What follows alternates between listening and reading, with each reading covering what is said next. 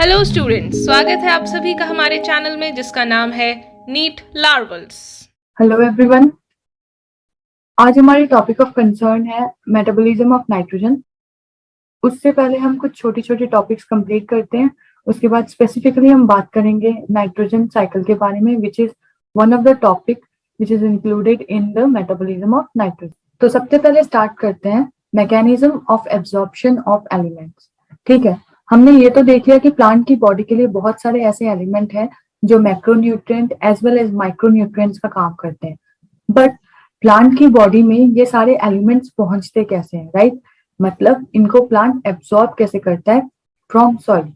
ठीक है, तो क्या कहा गया है, mechanism of absorption of elements, studies reveal that the process of absorption can be divided into two main phases.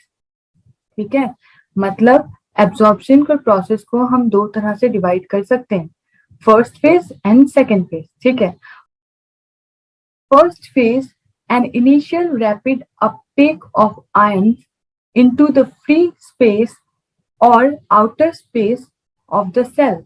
First phase उसे कहा जाता है जब रैपिड अपटेक ऑफ आयन होती है into the free space. Free space मतलब कौन सा पाथवे होगा, एपोप्लस पाथवे। अगर हम इसको सेल कंसिडर करते हैं तो सेल के बीच में फ्री स्पेसेस से होके जो मूवमेंट होती है आयंस की, वो कौन सी थी, एपोप्लस थी ना। तो इसीलिए इस तरह की जो मूवमेंट होती है उसे एपोप्लास्ट कहा जाता है। ठीक है, next, passive movement of ion into the apoplast usually occur through ion channel the transmembrane protein that function as selective pores. अच्छा, क्योंकि एपोप्लास्ट एक ऐसा प्रोसेस है जो पैसिव है, और ये क्यों पैसिव है ये हम अपने लास्ट लेक्चर्स में डिस्कस कर चुके हैं। ठीक है, तो हमें पता है कि पैसिव मूवमेंट हमेशा एपोप्लास्ट पाथवे के द्वारा पैसिव मूवमेंट होती है, और उसके अलावा ये देखा गया है कि कुछ आयन चैनल्स होते हैं और ट्रांसमेम्ब्रेन प्रोटीन होती है जो इस पैसिव मूवमेंट को करने में हेल्प करती है। ठीक है, जिसको सिलेक्टिव पोर्स भी कहा जाता है क्योंकि ये सिलेक्टिवली कुछ आयंस को अंदर आने या बाहर जाने की इजाजत देती है। ठीक है, next, second phase of uptake, the ions are taken in slowly into the inner space, the symplast of the cell. क्या कहा गया है कि अगर एपोप्लास्ट पाथवे के द्वारा आयंस को नहीं लिया गया तो दूसरा मेथड क्या है, सिम्प्लास्ट पाथवे को फॉलो करना। और सिम्प्लास्ट पाथवे एक ऐसा पाथवे है जिसके लिए एनर्जी की रिक्वायरमेंट होती है, इसीलिए ये एक एक्टिव प्रोसेस है। ठीक है, एंट्री और exit of ion to and from the symplast requires the expenditure of metabolic energy which is an active process. ठीक है, तो क्या कहा गया है कि एंट्री और एग्जिट आयन की through symplast pathway, that is cell से होके गुजरने वाले जो पाथवे हैं उसको सिम्प्लास्ट पाथवे कहा जाता है। तो इस पाथवे के लिए एक्सपेंडिचर ऑफ एनर्जी होती है, इसीलिए ये प्रोसेस एक्टिव प्रोसेस कहलाता है। ठीक है, तो हमें ये देखा कि एब्जॉर्प्शन ऑफ एलिमेंट दो तरह से हो सकते हैं। फर्स्ट फेज में क्या होता है कि uptake of ion directly free space में या outer space of the cell में होती है, जिसे एपोप्लास्ट कहा जाता है, जो कि एक पैसिव प्रोसेस है जिसमें एनर्जी की रिक्वायरमेंट नहीं होती। नेक्स्ट फेज है सिम्प्लास्ट पाथवे, जिसमें आयंस क्या है, सेल के मेम्ब्रेन को पार करके सेल के साइटोप्लास्ट या साइटोप्लाज्म को पार करके थ्रू प्लाज्मोडेस्माटा दूसरे सेल में ट्रेवल करते हैं, and as a result it require expenditure of some energy, that is why the symplast pathway is an active process. ठीक है, नेक्स्ट कहा गया है movement of ion is usually called flux. Movement of ion मतलब ion जब एक जगह से दूसरी जगह मूव करते हैं तो उसे फ्लक्स कहा जाता है, और यही मूवमेंट अगर इनवर्ड ऑफ द सेल हो, मतलब inward movement into the cell is influx and outer movement is efflux. ठीक है, अगर ये एक सेल है तो आयन की मूवमेंट बाहर से अंदर हो रही है तो इसे कहा जाएगा इनफ्लक्स, और वहीं अगर एक सेल में आयंस की मूवमेंट अंदर से बाहर हो रही है तो उसे कहा जाएगा इफ्लक्स। आउटवर्ड मूवमेंट को इफ्लक्स कहा जाता है और इनवर्ड मूवमेंट को इनफ्लक्स कहा जाता है, और as a whole movement of ions को फ्लक्स कहा जाता है। नेक्स्ट अब एब्जॉर्प्शन की बात तो हो गई। एब्जॉर्प्शन होती है with the help of apoplastic या सिम्प्लास्टिक पाथवे, लेकिन एब्जॉर्प्शन होने के बाद जो चीजें एब्जॉर्ब हुई हैं उसे ट्रांसलोकेट भी तो होना पड़ेगा, राइट? मतलब अगर रूट्स ने चीजें एब्जॉर्ब की हैं तो उसे लीव्स तक पहुंचानी पड़ेगी या required part of the plant में तो पहुंचानी पड़ेगी, तो उसके लिए ट्रांसलोकेशन प्रोसेस उसे अप्लाई करना पड़ेगा। ठीक है, तो ये ट्रांसलोकेशन कैसे होता है प्लांट्स में? Mineral salts are translocated through xylem along with the ascending stream of water which is pulled up through the plant by transpiration pull। क्योंकि हमने ये देखा है कि जाइलम में जो वाटर ट्रेवल करती है तो उसके लिए मेन मैकेनिज्म होता है ट्रांसपीरेशन पुल। जाइलम में जो वाटर ट्रेवल करती है उसके साथ साथ मिनरल सॉल्ट भी ट्रेवल करते हैं, मतलब वाटर में ही डिसॉल्व होके मिनरल सॉल्ट्स भी ट्रेवल करते हैं। ठीक है, analysis of xylem shape and use of radio isotope of mineral element shows the presence of mineral salt in it। क्या देखा गया है कि बहुत सारी स्टडीज करने के बाद और जाइलम सेप को एनालाइज करने के बाद ये देखा गया है कि उसमें मिनरल सॉल्ट की प्रेजेंस पाई जाती है, मतलब वाटर के साथ साथ मिनरल सॉल्ट भी प्रेजेंट होते हैं। ठीक है, तो वाटर प्लस मिनरल सॉल्ट्स, तो अगर वाटर के साथ साथ मिनरल सॉल्ट्स भी प्रेजेंट है इसका मतलब ये है कि वाटर और मिनरल सॉल्ट दोनों को ट्रांसलोकेट करने का काम किसका है? जाइलम का है। ठीक है, और ये किसके थ्रू किया गया था? ये रेडियो आइसोटोप्स के थ्रू किया गया था। ठीक है, तो हमने ये देख लिया कि एब्जॉर्प्शन कैसे होती है, हमने ये भी देख लिया कि ट्रांसलोकेशन कैसे होती है। ट्रांसलोकेशन होती है with the help of water, with the help of xylem, and as a result mineral salts are translocated. ठीक है, सो नेक्स्ट बात आती है soil as a reservoir of essential element. मतलब प्लांट क्या करते हैं? प्लांट अपनी बॉडी या अपनी रिक्वायरमेंट के हिसाब से सॉइल से चीजें लेते हैं। ठीक है, through the help of roots, but soil में भी ये सारी चीजें रिजर्व होकर रहती हैं। तो वही सारी चीजें यहाँ बताई गई हैं कि सॉइल में एसेंशियल एलिमेंट्स कैसे पाए जाते हैं या उस सॉइल में एसेंशियल एलिमेंट्स कैसे आते हैं। ठीक है, तो क्या कहा गया है? Due to weathering and breakdown of rocks the soil become enriched with dissolved ions and inorganic salt. क्या कहा गया है कि जब rocks millions and millions of years के बाद जब उनकी ब्रेकडाउन हो जाती है, जब वो टूटने लग जाते हैं, तो वो क्या करते हैं? वो सॉइल में कन्वर्ट होने लग जाते हैं और रॉक्स के अंदर जो मिनरल्स पाए जाते हैं या जो इनऑर्गेनिक सॉल्ट पाए जाते हैं वो भी सॉइल में डिसॉल्व हो जाते हैं। ठीक है, क्योंकि वो सॉइल जो है वो रॉक से ही बना है। ठीक है, तो उसके अंदर रॉक्स के अंदर जो मिनरल्स पाए जाएंगे वही मिनरल सॉइल के अंदर पाए जाएंगे। तो एज ए रिजल्ट सॉइल क्या होता है? रिजर्वियर ऑफ एसेंशियल एलिमेंट बन जाता है। ठीक है, प्लांट्स के लिए। Since this ions and inorganic salts are derived from the rock mineral, their role in plant nutrition is referred to as mineral nutrition. क्योंकि ये सारी चीजें जो सॉइल में पाई जाती हैं या यूं कह ले कि ये एसेंशियल एलिमेंट जो सॉइल में पाए जाते हैं वो कहाँ से मिलते हैं? रॉक के मिनरल से मिलते हैं। और क्योंकि ये प्लांट के न्यूट्रिशन में बहुत ही एफिशिएंट है इसलिए इन्हें मिनरल न्यूट्रिशन कहा जाता है। ठीक है, क्या कहा कि क्योंकि सॉइल में पाए जाने वाले एसेंशियल एलिमेंट्स रॉक में पाए जाने वाले मिनरल के द्वारा ही पाए जाते हैं, इसीलिए प्लांट के न्यूट्रिशन में यूज होने के कारण इन्हें मिनरल न्यूट्रिशन कहा जाता है। रॉक से आया आपका मिनरल और प्लांट के न्यूट्रिशन में यूज होने के कारण इन्हें कहा गया न्यूट्रिशन, तो इसीलिए इन्हें मिनरल न्यूट्रिशन कहा जाता है। और उसके अलावा ये भी देखा गया है कि सॉइल में एसेंशियल एलिमेंट्स के अलावा बहुत सारी ऐसी क्वालिटीज होती है या बहुत सारी ऐसी चीजों को वो हार्बर करता है जिसकी वजह से प्लांट्स को सॉइल में रहने में सुविधा होती है। ठीक है, जैसे कि soil not only supply mineral but also harbors nitrogen fixing bacteria, other microbes, holds water, supplies air to the roots, act as a matrix that stabilizes the plant। क्या कहा गया कि सॉइल सिर्फ प्लांट को मिनरल से provide नहीं करता, उसके अलावा भी सॉइल में कुछ ऐसे माइक्रो ऑर्गेनिज्म या ऐसे बैक्टीरिया और यू कैन से कुछ ऐसे माइक्रोब्स पाए जाते हैं जो नाइट्रोजन फिक्सेशन में हेल्प करते हैं। और ये नाइट्रोजन फिक्सेशन क्या है ये हम आगे पढ़ेंगे। ठीक है, बस अभी के लिए आप इतना जान लो कि नाइट्रोजन फिक्सिंग बैक्टीरिया सॉइल में कुछ पाए जाते हैं जिसकी वजह से प्लांट की ग्रोथ में एनहेंसमेंट होती है। ठीक है, नेक्स्ट सॉइल होल्ड्स वाटर। ये तो पता ही है कि सॉइल पानी को जमा करके रखता है जिसकी वजह से प्लांट को दिक्कत नहीं होती स्कैर्सिटी ऑफ वाटर नहीं आती प्लांट को, ठीक है।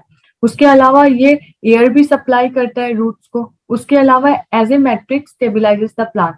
जैसे सॉइल में क्या है, अगर ये प्लांट, तो ये क्या करेगा, इस प्लांट को होल्ड करके रखेगा कि नहीं ये सॉइल, तो अल्टीमेटली ये एक मैट्रिक्स का काम करता है जो इस प्लांट को होल्ड करके रखता है, ठीक है। तो यही कहा गया है कि सॉइल एसेंशियल एलिमेंट के साथ साथ बहुत सारी ऐसी सुविधाएं प्रोवाइड करता है प्लांट को, जिसकी वजह से वो प्लांट की ग्रोथ को एफिशिएंटली इंक्रीज कर सके, ठीक है। Next, since deficiency of essential mineral affect the crop yield, there is often a need for supplying them through fertilizers. क्योंकि deficiency of some essential nutrients के कारण क्या हो सकता है, कभी कभी क्रॉप की जो यील्ड है, मतलब जितनी मात्रा में क्रॉप की प्रोडक्शन होनी चाहिए थी उतनी नहीं होती। इसीलिए किसानों को क्या करना पड़ता है, अपनी फील्ड में फर्टिलाइजर्स का यूज करना पड़ता है, ठीक है। फर्टिलाइजर्स ऐसे कुछ केमिकल्स होते हैं जो प्लांट की ग्रोथ को एनहेंस करने में हेल्प करते हैं, ठीक है। Next, both macronutrients and micronutrients form components of fertilizers and are applied as per need. क्या कहा गया है कि फर्टिलाइजर्स किस चीजों से बने होते हैं, फर्टिलाइजर्स बने होते हैं macro as well as micro nutrients. जैसा कि हमने पढ़ा था कि क्वांटिटी के हिसाब से दो तरह के न्यूट्रिएंट्स पाए जाते हैं प्लांट की बॉडी में, that is macro nutrients as well as micro nutrient. So fertilizers में मैक्रो न्यूट्रिएंट्स भी होते हैं, माइक्रो न्यूट्रिएंट्स भी होते हैं इन प्रॉपर क्वांटिटी, ठीक है। और यही क्या करते हैं, यही सारे macro nutrient and micro nutrient fertilizers के कंपोजिशन को बनाते हैं और रिक्वायरमेंट के हिसाब से प्लांट को वो फर्टिलाइजर प्रोवाइड कर दिया जाता है, ठीक है। जिस प्लांट को जिस चीज की ज्यादा रिक्वायरमेंट होगी उसको उतनी रिक्वायरमेंट मिल जाएगी in the form of fertilizer, ठीक है। तो यही कहा गया है और यहाँ खत्म होती है हमारी ये छोटी छोटी टॉपिक्स। अब हम बात करेंगे नाइट्रोजन मेटाबॉलिज्म के बारे में, और यू कैन से मेटाबॉलिज्म ऑफ नाइट्रोजन के बारे में, और स्पेसिफिकली आज हम पढ़ने वाले हैं nitrogen cycle. Metabolism of nitrogen में दो चीजें पढ़नी है हमें। पहली चीज है नाइट्रोजन साइकिल, दूसरी है बायोलॉजिकल नाइट्रोजन फिक्सेशन, ठीक है। नाइट्रोजन साइकिल पहले आज हम डील करेंगे, उसके बाद हम बात करेंगे बायोलॉजिकल नाइट्रोजन फिक्सेशन के बारे में, ठीक है। तो स्टार्ट करते हैं नाइट्रोजन साइकिल से। Nitrogen cycle, nitrogen is a constituent of amino acid, proteins, hormones, chlorophylls and many of the vitamins. ये तो हमें पता ही है कि nitrogen amino acid, protein, hormone, chlorophyll और बहुत सारी विटामिन में पाई जाती है। Thus, nitrogen act as a limiting nutrient for both natural and agricultural ecosystem. इसीलिए ये देखा जाता है कि अगर नाइट्रोजन की क्वांटिटी कम हो तो वो प्लांट की ग्रोथ को इफेक्ट करती है। इसका मतलब ये है कि अगर नाइट्रोजन कम क्वांटिटी में हो तो प्लांट की ग्रोथ रिटार्ड हो सकती है। इसीलिए नाइट्रोजन को लिमिटिंग न्यूट्रिएंट भी कहा जाता है, ठीक है। Next, plants compete with microbes for the limited nitrogen available in soil. क्या कहा गया है कि क्योंकि प्लांट एटमॉस्फेरिक नाइट्रोजन को डायरेक्टली एब्जॉर्ब नहीं कर पाते, इसीलिए सॉइल में पाए जाने वाले माइक्रोब्स के साथ उनको compete करना पड़ता है ताकि जो नाइट्रोजन सॉइल में अवेलेबल है वो उनको यूज कर पाए, ठीक है। Next, nitrogen exist as two nitrogen atom joined by a very strong triple covalent bond, that is this, ठीक है। नाइट्रोजन, एक नाइट्रोजन दूसरे नाइट्रोजन के साथ 3 कोवेलेंट बॉन्ड से जुड़ा होता है, ठीक है। कोवेलेंट बॉन्ड मतलब ऐसा बॉन्ड जो शेयरिंग ऑफ इलेक्ट्रॉन से बनता है, ठीक है। तो हमने क्या देखा, हमने ये देखा कि प्लांट की ग्रोथ के लिए nitrogen is very much important, because अगर उनकी क्वांटिटी डिक्रीज हो जाएगी प्लांट में तो वो लिमिटिंग न्यूट्रिएंट बन जाएंगे, मतलब वो प्लांट की ग्रोथ को बढ़ने नहीं देंगे। सो अल्टीमेटली नाइट्रोजन का होना प्लांट की बॉडी के लिए बहुत इंपॉर्टेंट है, क्योंकि नाइट्रोजन हर एक चीज में पाया जाता है। आप खुद देख लो, अमाइनो एसिड में पाया जा रहा है, प्रोटीन में पाया जा रहा है, हॉर्मोन्स में पाया जा रहा है, क्लोरोफिल्स में पाया जा रहा है, इन विटामिन में पाया जा रहा है। इन सारी चीजों के बिना एक प्लांट की बॉडी कैसे फंक्शन करेगी अगर नाइट्रोजन ही नहीं होगी उनके पास, राइट। तो नाइट्रोजन साइकिल को 4 स्टेप्स में डिवाइड किया गया है, ठीक है। तो वो सारे स्टेप्स है ये। First is nitrogen fixation, second is nitrification, third ammonification and fourth denitrification, ठीक है। Nitrogen fixation, nitrification, ammonification, denitrification, ठीक है।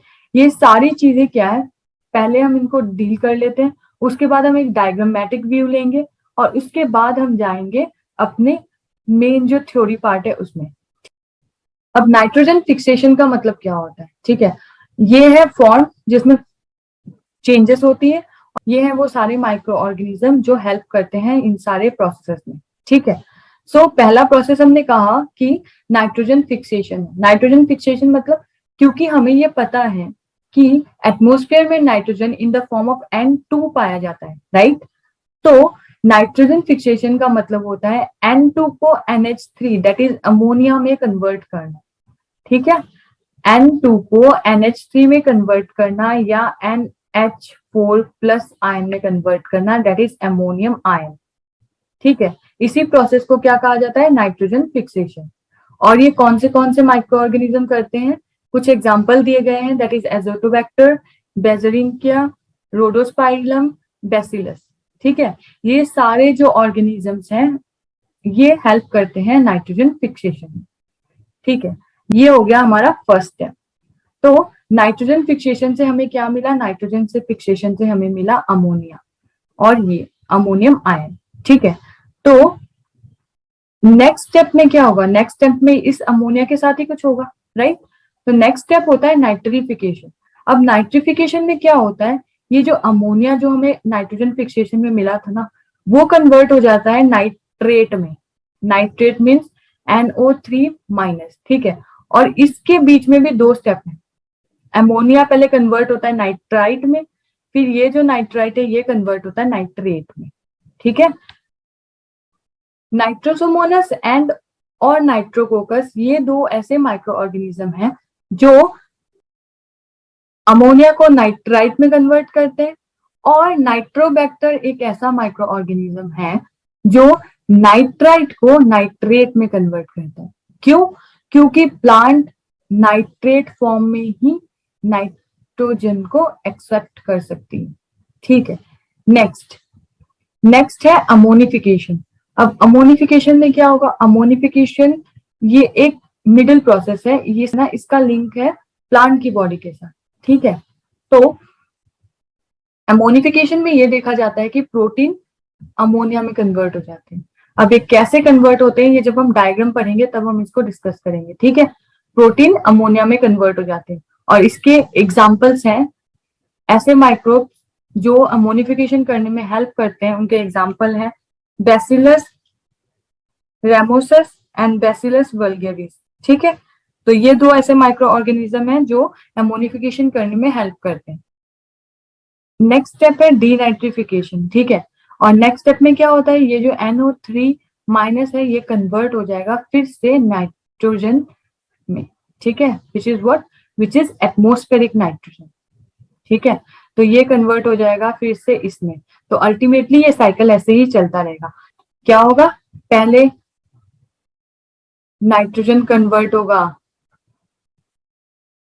अमोनिया में या अमोनियम आयन में, ठीक है। और ये अमोनिया कन्वर्ट होगा नाइट्राइट में, फिर ये नाइट्राइट कन्वर्ट होगा नाइट्रेट में, और ये नाइट्रेट फिर जाके कन्वर्ट हो जाएगा नाइट्रोजन, ठीक है। तो कुछ इस तरह से साइकिल चलता रहता है, ठीक है। और एमोनिफिकेशन इनके बीच वाले स्टेप होते हैं, वो बीच वाले स्टेप हम डिस्कस करेंगे जब हम डिस्कस करेंगे अपने डायग्राम के साथ, ठीक है। और दो बैक्टीरिया जो डीनाइट्रिफिकेशन में हेल्प करते हैं वो है स्यूडोमोनास एंड थायोबैसिलस। तो हमने ये देखा कि नाइट्रोजन साइकिल को बेसिकली हम 4 स्टेप्स में डिवाइड कर सकते हैं, that is nitrogen fixation, nitrification, ammonification and denitrification, ठीक है। नाइट्रोजन फिक्सेशन का मतलब होता है नाइट्रोजन का अमोनिया में कन्वर्ट होना। नाइट्रिफिकेशन का मतलब होता है अमोनिया का नाइट्रेट में कन्वर्ट होना, जिसके बीच में 2 स्टेप आते हैं। अमोनिया पहले नाइट्राइट में कन्वर्ट होता है, फिर नाइट्राइट नाइट्रेट में कन्वर्ट होते हैं, ठीक है। अमोनिफिकेशन का मतलब है प्रोटीन का अमोनिया में कन्वर्ट होना, एंड डीनाइट्रिफिकेशन का मतलब है जो नाइट्रेट फॉर्म हुआ है उसका फिर से एटमॉस्फेरिक नाइट्रोजन में कन्वर्ट होना। तो एज ए होल ये साइकिल ऐसे ही चलता रहता है और चीजें रिप्लेनिश होती रहती हैं, ठीक है। तो अब हम नाइट्रोजन साइकिल को एक बार in the form of diagram discuss कर लेते हैं, उसके बाद हम थ्योरी के कंसेप्ट में आएंगे, ठीक है। सो ये है एक simplified diagram of nitrogen cycle. जैसा कि मैंने आपको कहा था कि पहला स्टेप क्या होता है, नाइट्रोजन फिक्सेशन। तो ये हो गया आपका पहला स्टेप। दूसरा स्टेप होता है नाइट्रिफिकेशन, ये हो गया दूसरा स्टेप। तीसरा स्टेप होता है अमोनिफिकेशन, ये हो गया तीसरा स्टेप। और चौथा स्टेप होता है डीनाइट्रिफिकेशन, ये हो गया आपका चौथा स्टेप। ठीक है, ये 4 स्टेप जो हमने पढ़े थे वो हमें इस डायग्राम में मिल गए। ठीक है, तो अब कोई दिक्कत नहीं होगी आई थिंक। तो स्टार्ट करते हैं नाइट्रोजन साइकिल के बारे में। ठीक है, सो N2 in the atmosphere, atmosphere में पाई जाने वाली nitrogen which is in the form of what, N2। ठीक है, ये कन्वर्ट होती है with the help of nitrogen fixation. ये N2 कन्वर्ट होता है NH3 में, that is what, that is ammonia. ठीक है, और यहीं से ये NH3 आया क्योंकि नाइट्रोजन फिक्सेशन हुई है। तो नाइट्रोजन फिक्सेशन होने के बाद ये NH3 आया। NH3 ने क्या किया, नाइट्रिफिकेशन किया। नाइट्रिफिकेशन क्यों, क्योंकि उसे नाइट्रेट में कन्वर्ट होना था। ठीक है, नाइट्रेट में कन्वर्ट होने के लिए इसे 2 स्टेप पार करने। ये रहा आपका अमोनिया। ठीक है, इसको पहले नाइट्राइट में कन्वर्ट होना पड़ेगा, फिर ये नाइट्रेट में कन्वर्ट होगा। क्योंकि प्लांट्स जो है वो नाइट्राइट को नहीं, नाइट्रेट को ले सकते हैं, एब्जॉर्ब कर सकते हैं। ठीक है, एटमोस्फेयर में nitrogen in the form of nitrogen gas रहती है, लेकिन देखा यह जाता है कि एटमोस्फेयर में हमें नाइट्रोजन ऑक्साइड्स भी मिलते हैं। कहाँ से, जब लाइटनिंग होती है या कुछ ऐसे इंडस्ट्रियल इफ्लुएंस निकलते हैं या इंडस्ट्रियल गैसेस निकलती हैं, उसकी वजह से भी नाइट्रोजन ऑक्साइड पाई जाती है एटमोस्फेयर में। ठीक है, तो क्या होता है, ये जो नाइट्राइट फॉर्म है ये नाइट्रेट फॉर्म में कन्वर्ट हो जाता है। ठीक है, लेकिन उसके कन्वर्जन के बाद नाइट्रेट फॉर्म को प्लांट्स क्या करते हैं, एब्जॉर्ब कर लेते हैं। एब्जॉर्ब क्यों, क्योंकि वो सिर्फ उसी फॉर्म को एब्जॉर्ब कर सकते हैं, नाइट्रोजन के इसी फॉर्म को प्लांट्स एब्जॉर्ब कर सकते हैं। ठीक है, और उसके बाद एसिमिलेशन होता है। एसिमिलेशन मतलब की बॉडी में जहां जहां नाइट्रोजन की रिक्वायरमेंट है वहां वहां ये नाइट्रेट पहुंच जाएगा। ठीक है, नेक्स्ट, अब प्लांट्स ने इस नाइट्रोजन को एब्जॉर्ब किया। ठीक है, फिर उसके बाद अब ये जो प्लांट है इसको कोई ना कोई, अगर बाई चांस कोई हार्बिवर्स इसको कंज्यूम करेंगे तो क्या होगा, it is absorb by animals. तो वो नाइट्रेट क्या हो जाएगी, वो एब्जॉर्ब हो जाएगी किसके अंदर, एनिमल्स के अंदर। ठीक है, अब जब ये जानवर मर जाएगा तो डिकम्पोजर्स क्या करेंगे, उस पर एक्ट करेंगे। तो क्योंकि इस एनिमल की बॉडी में प्रोटीन पाए जाते थे या प्रोटीन पाए जाते हैं, जिसकी वजह से ये डिकम्पोजर्स क्या करेंगे, उस प्रोटीन को अमोनियम आयन में कन्वर्ट कर देंगे। ठीक है, और वो अमोनियम आयन फिर जाके नाइट्राइट में कन्वर्ट हो जाएगा और फिर वो नाइट्रेट में कन्वर्ट हो जाएगा। और ऐसे ये पोर्शन एक साइकिल है। और ये जो प्रोसेस है जिसमें डिकम्पोजर्स एमोनिफिकेशन करते हैं, मतलब प्रोटीन को अमोनियम आयन में या अमोनिया में कन्वर्ट कर देते हैं, उसी प्रोसेस को कहा जाता है अमोनिफिकेशन। ये नाइट्रोजन साइकिल का एक एडिशनल पार्ट है जो मेन साइकिल में तो नहीं आता, लेकिन ये बहुत इंपॉर्टेंट रोल प्ले करता है। ठीक है, नेक्स्ट ये देखा गया है कि नाइट्रिफिकेशन हो गया, नाइट्रेट बन गया, एमोनिफिकेशन हो गया, नाइट्राइट से नाइट्रेट बन गया। ठीक है, अब ये जो नाइट्रेट है ये ऐसा तो नहीं है कि सारा नाइट्रेट ही प्लांट्स एब्जॉर्ब कर लेंगे, नहीं, कुछ नाइट्रोजन एब्जॉर्ब करेंगे इन द फॉर्म ऑफ नाइट्रेट और बाकी जो रह जाएगा वो अपने आप को कन्वर्ट कर लेगा N2 में with the help of denitrification process by some denitrifying bacteria. ठीक है, तो डीनाइट्रिफिकेशन में क्या देखा जाता है कि nitrate has converted itself into nitrogen. ठीक है, nitrogen that is atmospheric nitrogen, और ये नाइट्रोजन फिर से एटमॉस्फेयर में पाया जाएगा और एज ए होल ये साइकिल ऐसे ही चलता रहेगा। और इसी साइकिल को क्या कहा जाता है, नाइट्रोजन साइकिल। ठीक है, आई होप आपको ये समझ आ गया हो। ठीक है, तो हमने क्या देखा, हमने ये देखा कि नाइट्रोजन साइकिल में 4 स्टेप्स होते हैं, nitrogen fixation, nitrification, ammonification, denitrification. इन 4 स्टेप में से अमोनिफिकेशन वाला जो स्टेप होता है वो एडिशनल स्टेप होता है, वो मेन साइकिल में नहीं आता। नाइट्रोजन फिक्सेशन कैसे होता है, एक नाइट्रोजन से अमोनिया में कन्वर्जन होना। नाइट्रिफिकेशन क्या होता है, अमोनिया का नाइट्रेट में कन्वर्ट होना, जिसमें 2 स्टेप्स होते हैं। उसके बाद नाइट्रेट जो है वो एसिमिलेशन होती है प्लांट की बॉडी में, उसके बाद एनिमल्स की बॉडी में एब्जॉर्ब की जाती है, फिर डिकम्पोज करते हैं एनिमल की बॉडी को और प्रोटीन को कन्वर्ट कर देते हैं अमोनियम आयन या अमोनिया में। ठीक है, और ये जो अमोनियम आयन फॉर्म होता है वो अपने आप को नाइट्राइट में कन्वर्ट कर लेता है और उसके बाद ये जो नाइट्राइट है ये अपने आप को नाइट्रेट में कन्वर्ट कर लेते हैं और जो क्वांटिटी ऑफ नाइट्रेट प्लांट की बॉडी ने एब्जॉर्ब नहीं किया है वो फिर से नाइट्रोजन में कन्वर्ट हो जाता है by the process of denitrification and with the help of some other denitrifying bacteria. So as a whole this is the whole concept of nitrogen cycle. ठीक है, अब इन्हीं सारी चीजों को हम थ्योरेटिकली एक बार पढ़ लेते हैं कि आपकी बुक में क्या लिखा गया है। ठीक है, first step in nitrogen cycle. ठीक है, तो नाइट्रोजन फिक्सेशन क्या है? नाइट्रोजन फिक्सेशन अबायोलॉजिकल भी हो सकता है या बायोलॉजिकल भी हो सकता है। ठीक है, अबायोलॉजिकल मतलब without the help of biological element, और ये अबायोलॉजिकल प्रोसेस नेचुरल भी हो सकता है, ये आर्टिफिशियल भी हो सकता है। आर्टिफिशियल मतलब इंडस्ट्रीज में भी प्रोडक्शन की जा सकती है। ठीक है, नेक्स्ट है बायोलॉजिकल प्रोसेस। बायोलॉजिकल मतलब कुछ ऐसे माइक्रोब्स होते हैं जो नाइट्रोजन फिक्सेशन करने में हेल्प करते हैं। ठीक है, उन माइक्रोब्स की फिक्सेशन की हुई नाइट्रोजन फिक्सेशन वाले प्रोसेस को बायोलॉजिकल प्रोसेस कहा जाता है। ठीक है, और ये कौन से होते हैं? ये होते हैं बैक्टीरिया हो सकते हैं या साइनोबैक्टीरिया हो सकते हैं, जिन्हें हम ब्लू ग्रीन एल्गी भी कहते हैं। तो हमने ये देखा कि नाइट्रोजन फिक्सेशन दो तरह से हो सकती है, एक है अबायोलॉजिकल प्रोसेस, एक है biological process. Abiological process by natural और बाय आर्टिफिशियल मीन्स हो सकता है। बायोलॉजिकल प्रोसेस बाय बैक्टीरिया और बाय ब्लू ग्रीन एल्गे और साइनोबैक्टीरिया के द्वारा हो सकता है। ठीक है, तो nitrogen fixation is what? It is a process of conversion of nitrogen to ammonia, that is N2 to NH3. Some of this ammonia volatilizes and re-enter the atmosphere, but most of it is converted into nitrate by soil bacteria. क्या कहा गया है कि जितना भी nitrogen fix किया गया है और उसे अमोनिया में कन्वर्ट किया गया है, जरूरी नहीं है कि वो सारा का सारा ही नाइट्रेट में कन्वर्ट हो जाए। ये देखा गया है कि कुछ अमाउंट वॉलेटाइज हो जाता है, मतलब अपने आप ही फिर से री एंटर हो जाता है एटमोस्फेयर में, और उसके अलावा जो बाकी का बचा हुआ रहता है उसे माइक्रोब्स कन्वर्ट कर देते हैं नाइट्रेट में। ठीक है, नेक्स्ट है नाइट्रिफिकेशन। ठीक है, नाइट्रिफिकेशन के दो रिएक्शंस दिए गए हैं। क्या कहा गया है यहाँ पे देखते हैं। ये है अमोनिया। ठीक है, अमोनिया में ऑक्सीजन आपने दी, ऑक्सीजन ऐड करने के बाद it is converted into what? Nitrite. ठीक है, अमोनिया कन्वर्ट हो गया नाइट्राइट में।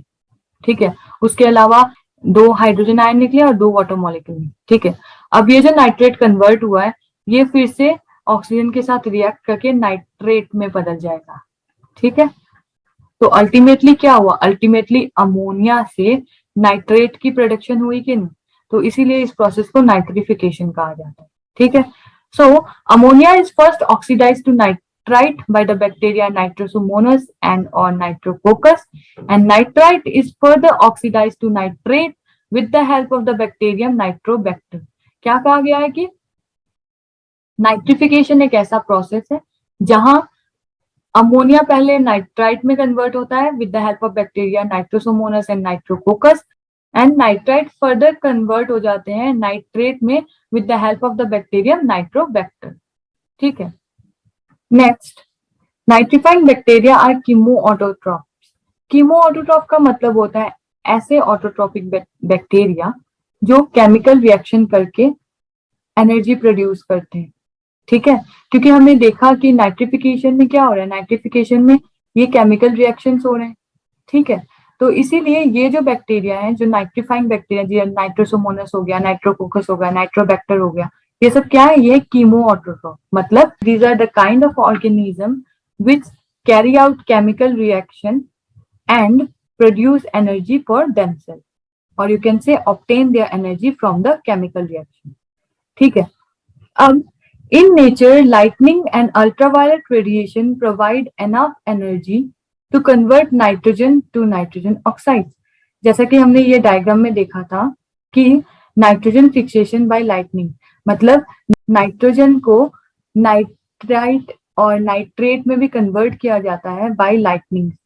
ठीक है, तो वही यहाँ लिखा गया है कि ultraviolet radiation as well as lightning क्या करती है? एटमोस्फेयर में पाए जाने वाले नाइट्रोजन को, और you can say nitrogen molecule को कन्वर्ट कर देती हैं ऑक्साइड्स ऑफ नाइट्रोजन में, दैट इज। उसके अलावा industrial combustion, forest fires, automobile exhaust and power generating stations are also sources of atmospheric nitrogen oxide.